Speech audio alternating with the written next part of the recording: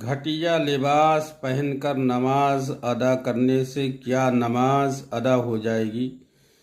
जवाब ये है मेरे भाइयों और दोस्तों कि ऐसा लिबास, ऐसा कपड़ा जिसे पहनकर इंसान बाजार जाना, शादी ब्याह में जाना, खुशी गमी में जाना मायूब समझता हो, यानी ऐसे कपड़े पहनकर बाजार नहीं जाता है,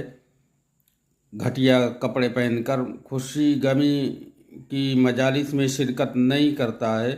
तो ऐसे कपड़ों को पहनकर नमाज अदा करना, मसलन नाइटी है या चुस्त लिबास है कि जिससे जिस्म जो है जाहिर हो रहा हो, तो ऐसे लिबास पहनकर नमाज अदा करना मकरूह तंज़ीही है। यानी घटिया लिबास पहनकर नमाज नहीं अदा करना चाहिए। घटिया लिबास पहनकर नमाज मकरूह तंज़ीही हो